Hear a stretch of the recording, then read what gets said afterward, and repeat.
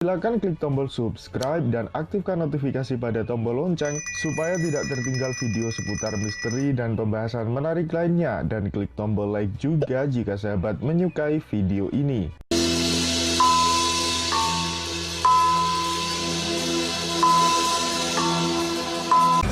Sob, kalau saya mengamat-amati bahwa dulu itu ada kemungkinan Adam itu ciptaan hibrid, itu manusia hibrida. Manusia ini asumsi ya. Di dulu planet Mars itu hancur lebur karena peperangan di antara makhluk-makhluk Mars. Karena saking pinternya maka mereka hancur. Kenapa hancur? Karena kalau orang itu sangat pinter, dia tidak butuh orang lain. Kalau dia tidak butuh orang lain, dia tidak bersuami istri. Kalau dia mau main seks, ya pas butuh dia cari. Itu orang pinter. Nah, maka terjadi peperangan dan Mars hancur, kesuburannya hilang. Ada yang mengungsi ke bumi, tapi mereka tidak terlalu kompatibel secara alamiah dengan habitat di bumi. Maka mereka bikin eksperimen, bikin hibrida manusia baru, menggabungkan antara genetika Mars dan genetika bumi pra-Adam. Jadilah Adam. Dibantuin oleh malaikat Israel. Nah, maka malaikat Israel karena dia kerja keras bantuin orang-orang Mars itu untuk bikin Adam, maka dia yang punya hak untuk menyabut nyawa orang-orang bikinannya itu, kan gitu. Ini asumsi saya, bener enggak? Bener, Anda enggak bisa ngecek.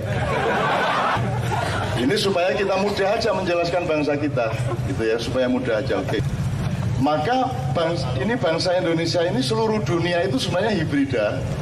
Tapi ini sudah oleh para ilmuwan sudah mulai bikin hipotesis seperti itu di seluruh dunia tentang makhluk abu-abu itu.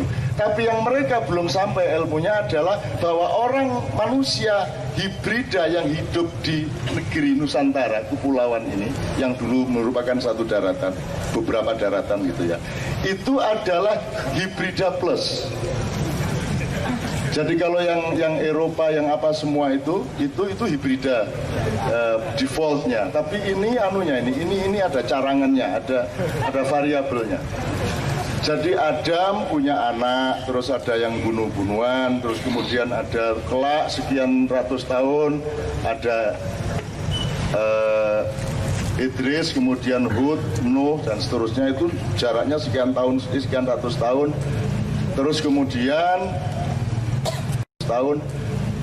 kemudian karena hibrida baru ini merupakan peluang bagi prinsip dan perkenan antagonisme iblis untuk ikut mempengaruhi dialektika kehidupan di planet-planet, maka iblis kan memang oleh Allah diizinkan, dikasih sertifikat untuk melakukan negasi dan antagonisme, kan begitu.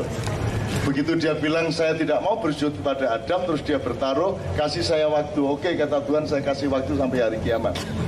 Kiamat itu tidak harus terjadi sekali. Tuhan Maha Besar, eman-eman kalau dia bikin kiamat cuma sekali. Boleh 10.000 kali, boleh. Oke. Nah, karena iblis memang merancang desain antagonisme untuk makhluk-makhluk Allah, terutama manusia, dan dia bertaruh dengan, dalam tanda petik, bertaruh dengan malaikat lain. Kenapa saya tidak mau sujud kepada Adam?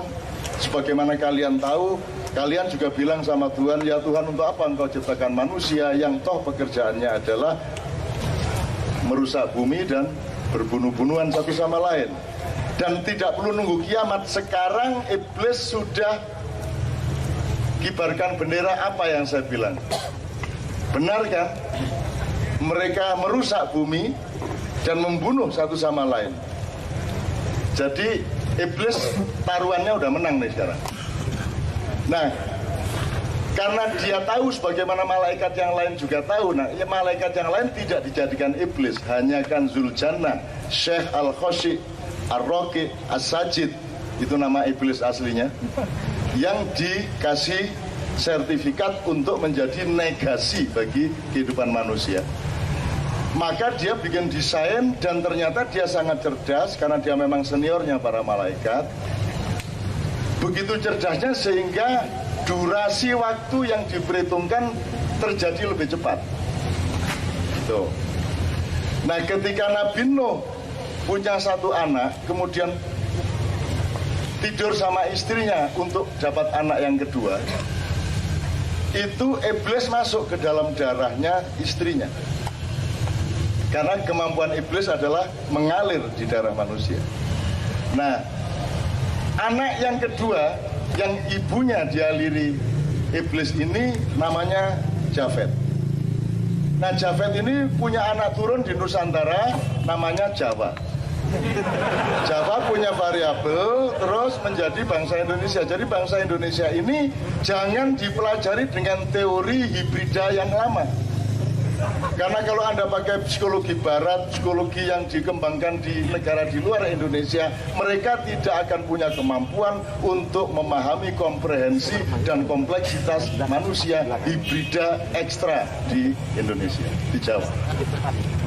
Karena ini campuran iblis. Maka bangsa Indonesia sangat ahli menjadi malaikat, sangat ahli menjadi iblis, sangat rileks untuk mencampur malaikat dengan iblis. Demikian rupa sehingga bangsa Indonesia tidak bisa benar-benar dijajah. Maka mereka enteng kalau ada penjajah datang, tidak apa-apa, silakan masuk. Tapi nanti pada periode kesekian si penjajah pasti tertipu.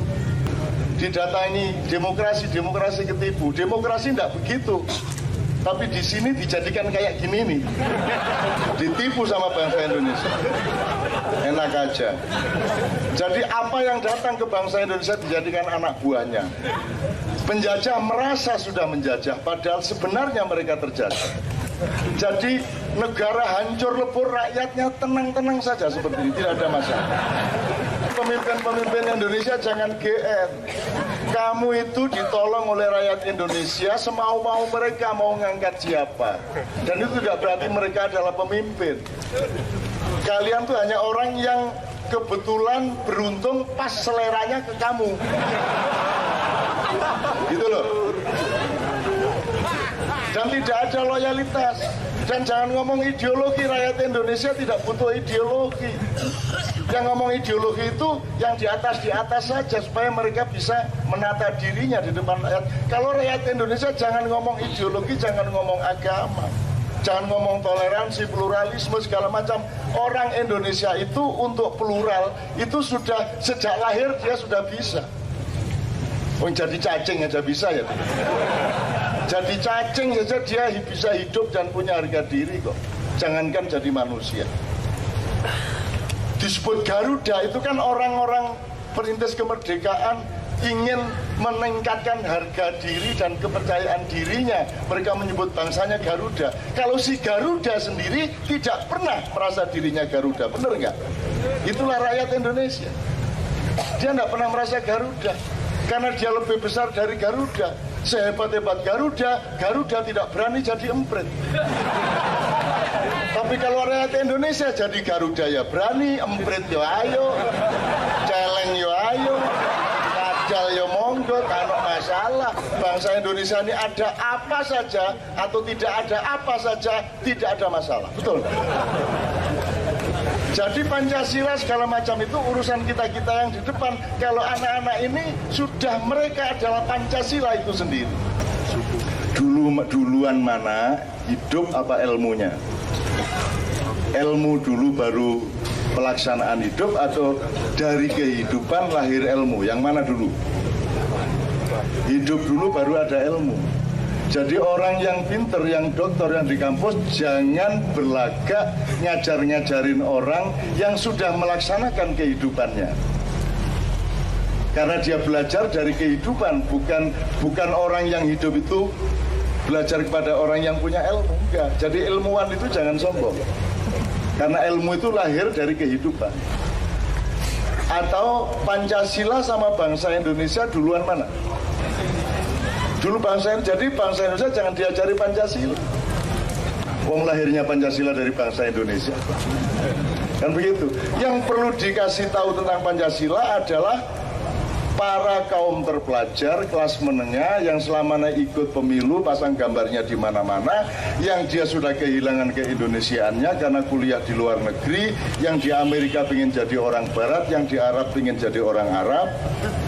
Kehilangan indah mereka yang perlu diingatkan kembali mengenai Pancasila. Tapi kalau tukang ojek, penganggur-penganggur kenduri cinta jangan disuruh berpancasila karena mereka adalah Pancasila itu sendiri, kan gitu. Gitu ya, betul ya. Jadi jangan pusing sama rakyat Indonesia kalau kita sekarang diskusi macam-macam itu untuk golongan menengah ke atas. Kalau rakyat itu tidak ada masalah.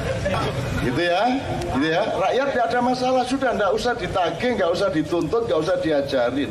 Ente kalah pinter sama rakyat. Rakyat nggak ngerti tapi bisa mengerjakan. Ente ngerti tapi tidak mampu mengerjakan. Kan gitu. Rakyat tuh bisa aja semua. Bahkan rakyat lebih dari Pancasila.